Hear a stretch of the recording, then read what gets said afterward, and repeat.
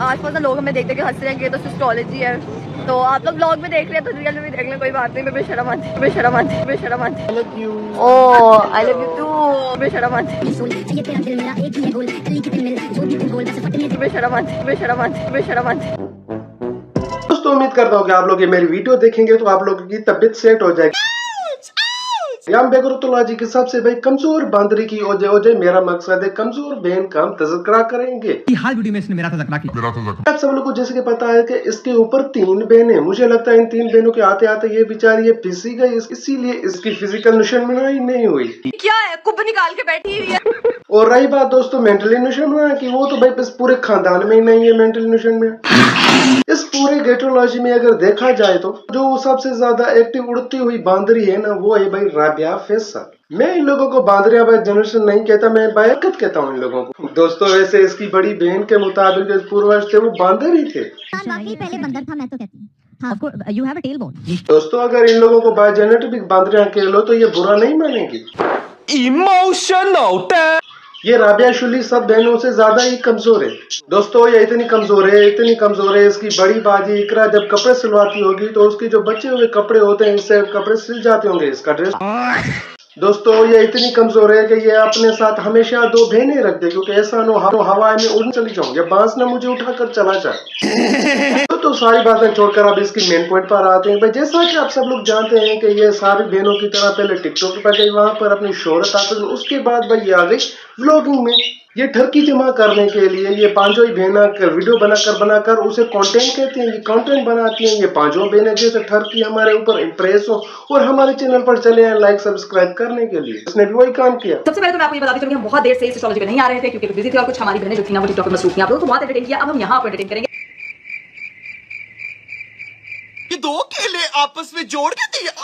इस चावल का पहला टैलेंट ये है कि अपने चपेट जैसे मुंह पर ये 2.5 किलो दर्जनों मेकअप वगैरह करके फिर ये सबके सामने आकर टेलीविजन मेकअप वाला ये वीडियो बनाती है। में हगना बंद करो। ये क्या स्पेरो बनी हुई है? जिनड़ी दुपट्टे की तो तुहिन की है। नो ऑफेंस, लंडे की शेखानी।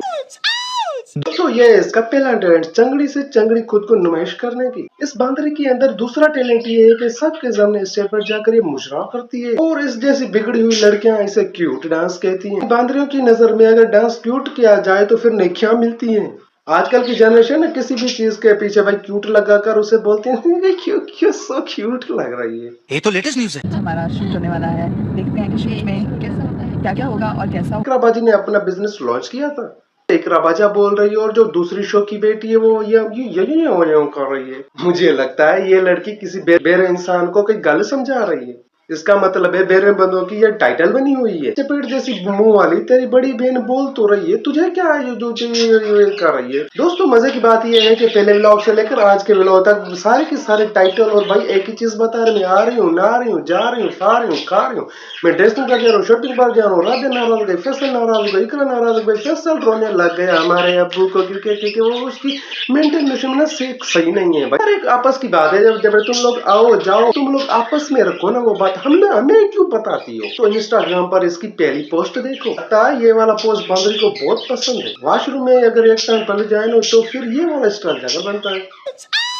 मुझे लगता है इसने इंस्टाग्राम पर दीपिका का ये वाला स्टाइल देख लिया इसलिए इसने कॉपी कर दिया, लेकिन नहीं, खुद इजाद क्या है, वो कैसे इजाद क्या है मैंने पहले ही बता दिया आप लोगों को।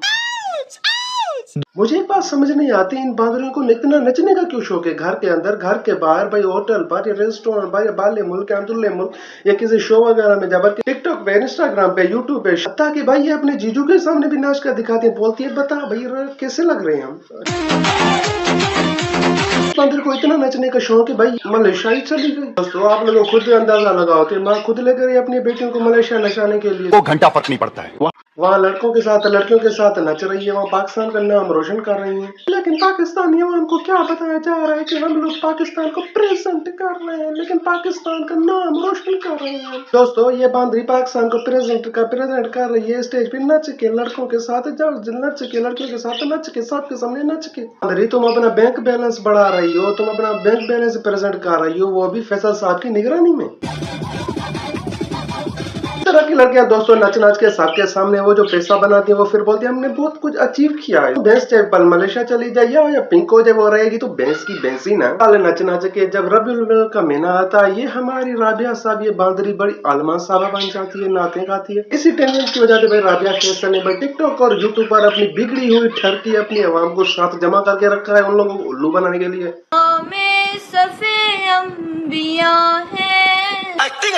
दोस्तों 2 टैलेंट के बाद इसके बाद भाई तीसरा टैलेंट भी हमें यूट्यूब पर नजर आता है इसका। क्या तीसरी चीज क्या है दोस्तों, अपनी प्राइवेसी को सबके सामने दिखाना। भाई मैं मुजरे करके डांस करके मलेशिया अपनी अम्मी अब्बू को। दोस्तों टिकटॉक पे 2 तरह की ऑडिशन थी, यूट्यूब पर 3 तरह की ऑडिशन है। ठरकी और ठगी पान वाला वगैरह करने आ जाएंगे यहाँ पर यूट्यूब पर। तीसरी वो क्या है दोस्तों, इन लोगों को भाई देखकर जो ऑडिशन होते हैं ना वो बहुत जलते हैं, इन लोगों की तरह भाई लाइव जाते हैं। देखो इसके अम्मी अब्बू ने कैसे परमिशन दे रखी है, देखो इसके अम्मी अब्बू सामने बेटे नाच रहे हैं। लेकिन अगर हमारे अब्बू सामने भी नहीं होते उन लोगों को पता चल जाए कि हम नाच रहे हो तो मेरा अब्बू ईंट बजा देते। वो वाली ऑडिशन इन लोगों से भाई हसद करती है, वो रश करती है, काश मेरे भी इन लोगों की तरह लाइफ होती, एंजॉय करती।